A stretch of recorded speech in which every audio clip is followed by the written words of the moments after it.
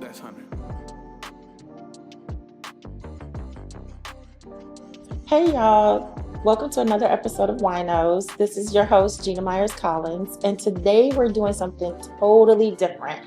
Outside the box, we are here on location at the Winesmith, which is a new wine bar here in Buffalo, New York. It opened in January, well, hard opening, soft opening, but official opening was January 11th. And if you have not been here yet, we're going to give you all the reasons to come today.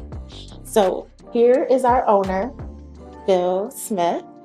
Phil, how are you today? I'm doing very well. How are you? I'm good, thank you.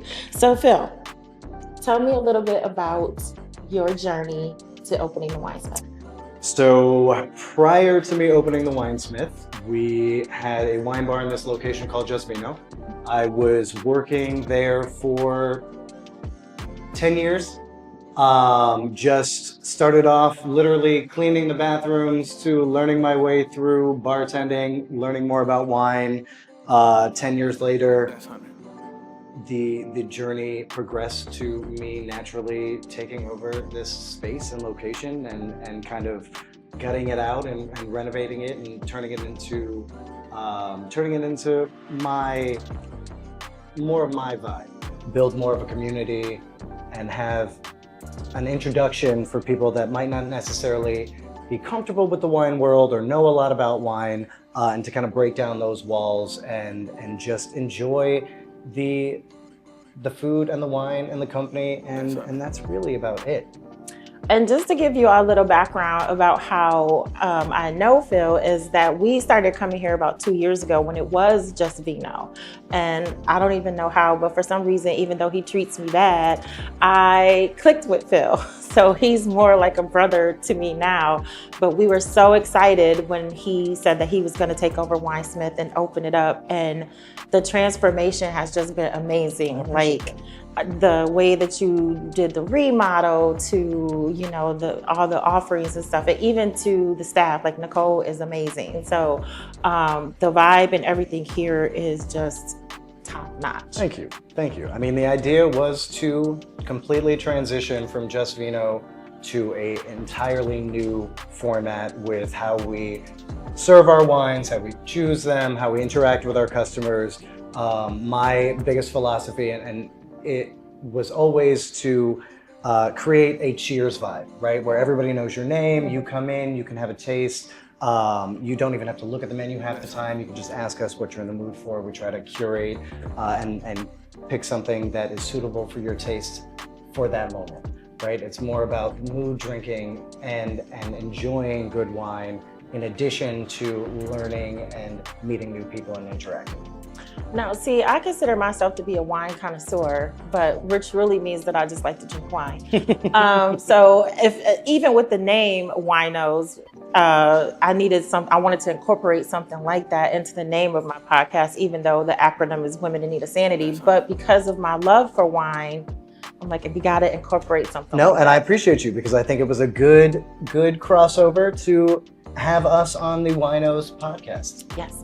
So what we're going to do today is we are going to do, of course, wine tasting. Yes, which if anybody who has been watching WINOS knows that we do a wine tasting in every episode. I try to consider myself to be knowledgeable about the different wines that we taste, but Phil is the expert. So what is going to be the first wine that we're going to try? So we're going to do a 4 wine tasting, which is normally something we do here for private events or small group parties where we pick out 4 individual wines, again, curate them towards what you as a group would like to experience that day. Personally, when I'm putting together wine flights, I traditionally like to go all around the world. Today, we did a little bit of a different setup with starting with a cava, which is going to be our sparkling wine, then transitioning into a white, and then finishing with 2 reds, which we will discuss and talk about all of them.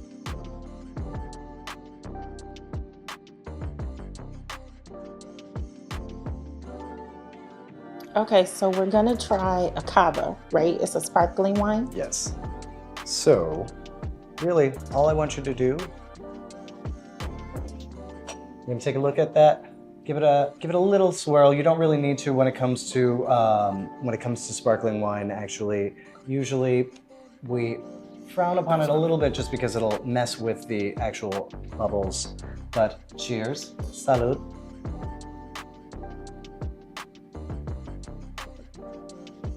And cava is going to be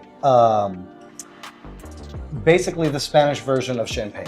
Mm-hmm. So there's a similar system in how they produce the actual wine itself, but it usually uses indigenous grapes that will come specifically from Spain. Okay.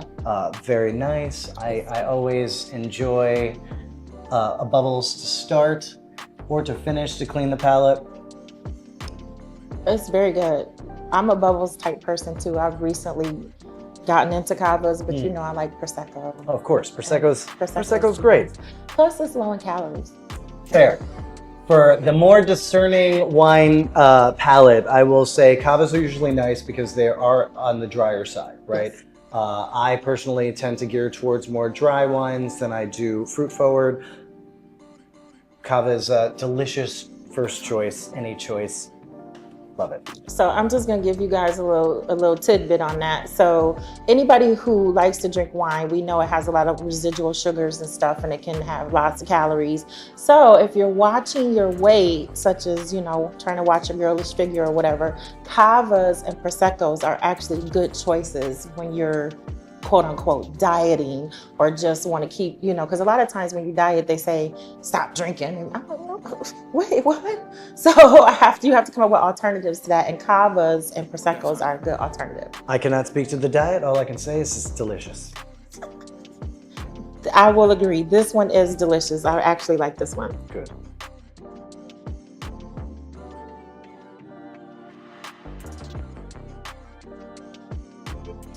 So what do you have next for us to try? So moving on to the next wine, we're gonna go to Austria and we are going to try a Gruner Veltliner. A ghost? Gruner Veltliner. Pfeffernugen, what? So this wine is particularly good with light meats, seafood, things of that nature. Again, salud. Cheers. It always has a very nice aroma, usually pear, yellow apple, some white pepper, mint as well. I don't smell pepper, I smell wine. Which is just as good. How does it taste? I actually like that. Excellent. No, and I'm not a big dry drinker, but I like this one. You are not. And I would say this is kind of semi-sweet for what you normally would like to drink. Right. So there's a little bit more of that bright fruit on it, but it is again a great by the glass wine, but also great to pair with, like I said, either a chicken or even what else could we eat with this? Even a sashimi would be great. It seems like it would taste good with some shrimp. Again, seafood wine for sure. Yes, this would be really good with some scampi or something like that. I actually like this. Phil knows my palate, and I don't usually go towards this, but this is good. Put this on my list. I will put this on the list. I will also say that literally what I try to do with every single customer here is learn their personal preferences. He has because learned once you can learn their personal preferences, you have the ability to bring them outside of the box a little bit, outside of their comfort zone, but also transition them into something that they may have not thought that they would have liked, which is why I pulled this out for us today, because this is something new that I wanted you to try. And see, that's what makes another reason that makes this place special is that when you start coming here, Phil actually will, like he said, learn what you like and have you try different things. So that's another thing that sets you apart from other wine bars, whereas you get that personal touch here. Thank you. You definitely get that personal touch.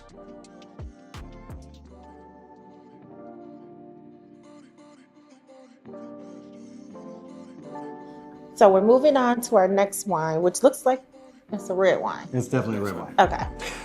I'm not a big red wine drinker because we know this. I have had, when I first started drinking wine, you know, when you transition from the teeny bopper white Zinfandel into, I think I'm an adult now, I'm drinking red wine. Yes. I used to drink the strong red wine and drunk dial people.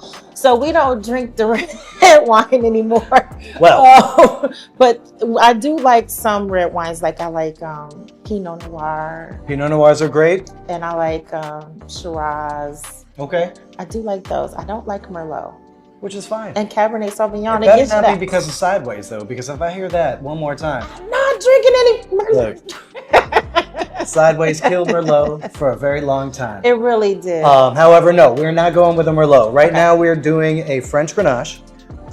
Again, this wine it's another good starter wine for a red. It's not too full body.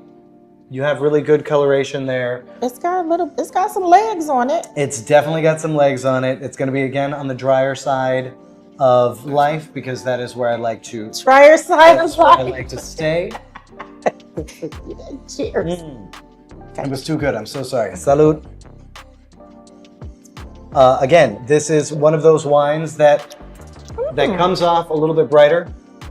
It's not bad. It kind of gets you in the nostrils at the end. Fair. Like it just kind of boop boop through the nostrils at the end. But again, our individual palates are going to taste and feel different things, right? So I always let people know that there's never a right or wrong answer when it comes to enjoying wine. If you don't like it, that doesn't mean there's something wrong with you or me or anybody else. That just means that wine wasn't for us.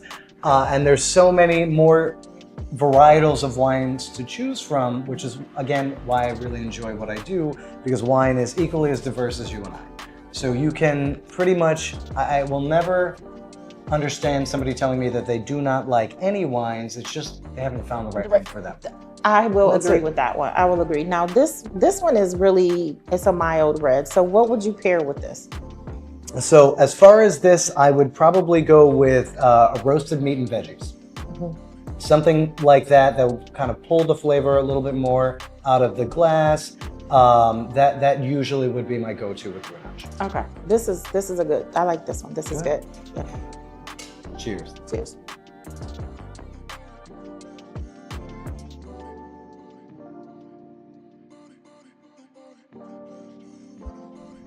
So this is our fourth and final wine. It is. So tell me about it. So, fourth and final wine tonight is honestly my personal favorite that we have here currently, which is going to be a Rioja. I'm actually going to pour a little bit more since it's our last glass together. And the Rioja, or the grape that we're using in this Rioja, is going to be a Crianza. Now, Crianza is specifically something that has to be aged in oak for a year and then bottled for a year to be able to consider a Crianza. It is more full body. Wait. So it'll take 2 years to make this wine? Oh, yeah. Oh, please, that's nothing compared to some wines. Some wines you'll have to be oaked for 2 years and then bottled for 2 years and all of this stuff. So it really just varies on how the producer wants to make their products. Okay, this one has some legs. Oh, and just to say, when you say wine has legs, that's when you swirl it around and how long it takes for it to drip down the side, right? And that's going to be based off the alcohol content of it. So if it sticks to the side, it's a high alcohol content. Usually, yes. So this specific wine is going to be 14% alcohol content. Ooh, that's so right up my alley. Let me taste this. Yes. Cheers. Cheers.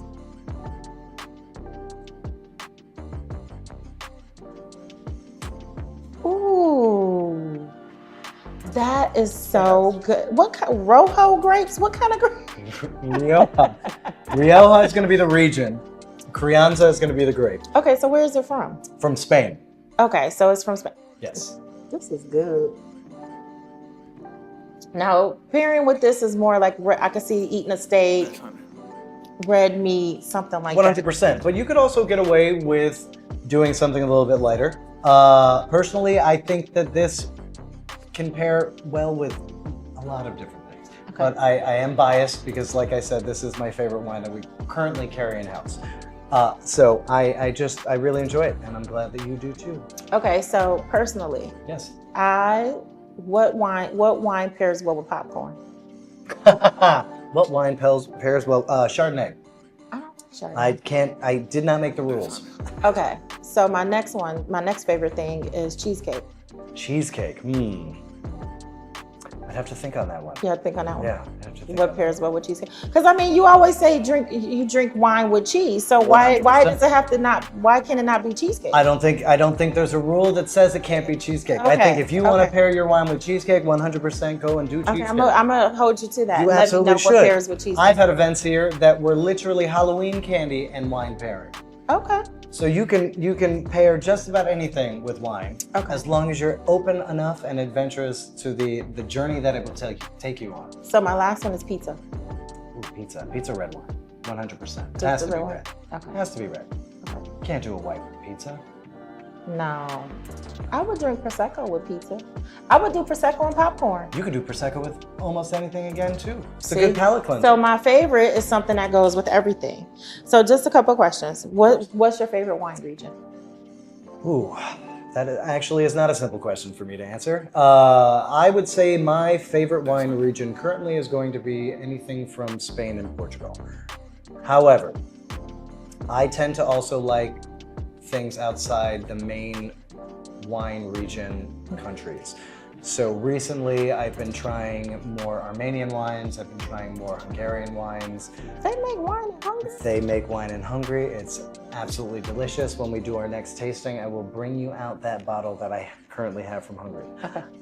Outside of that though, for me, I'm a mood drinker. So it really just depends on what kind of mood I'm in. Sometimes I'm in for a rosé because it's nice and it's springtime, although today it's not that day. But it's March still, so. Normally speaking though, I am geared more towards reds that are dry and full body. So that's my answer. Okay, so what is your go-to wine after a long day? My go-to wine after a long day. It's not Tito's. Gina might have thrown me under the bus on that one. I do tend to end my day with a vodka drink, not a wine drink. However, if I were to have to choose a wine drink to end my day with, it'll be this Rioja. It would be. I can see that. I would like to end my. Absolutely. I would like to end my day with this too. I can see that. Okay, so what is the most overrated wine trend? Ooh, also a good question. Overrated wine trend. Moscato. No, Moscato has a place. I'm gonna say it here on your podcast. Moscato has a place. It's a great starter wine for people that, or introductory wine, I should say, for people that don't normally drink wines. I will say the trend that I still can't get behind right now is orange wine. Yeah, that's the face that I make when I try it. Orange wine is trending, and I'm still. Anybody who has a good orange wine by any stretch of the imagination, please, by all means, come to me. I would love to taste it. I'm not saying that I will never like them, but right now I have not found an orange wine that I like. Okay, you find a nice one before you give it to me. Don't you worry, I'll find it. Okay. I'm on the hunt. Okay, so what is the best wine and food pairing you swear by? Best wine and food pairing. I am a sucker for seafood. So I will always say a nice Riesling with lobster tail or some kind of crab and or even scallops. Some seafood related dish with a nice crisp clean white would probably be my And you know, Riesling is my favorite. Riesling is my favorite. So just to get across some myths, like a lot of people who don't know about wine or whatever, they think the more expensive the wine is, the better it is. Is that a myth? Misconception, 100% misconception. I mean, there's too much involved with each individual year, the weather, the surrounding climate. There's so many different scientific, what is the word I'm looking for? It is too diverse and broad to be able to just say that the most expensive bottles of wine are going to be the best bottles of wine that you have. I found wine that is $12 to $15 that I would put up with something that's $50 to $80. It really just depends on your personal preference. Right. It depends on what year this wine was produced and what the weather was that year, Right. how the soil was. There's so many things that go into it that if somebody brings me or says that they have a $100 bottle of wine that is the best. It's probably tastes gross. Again, it could be, it could not be.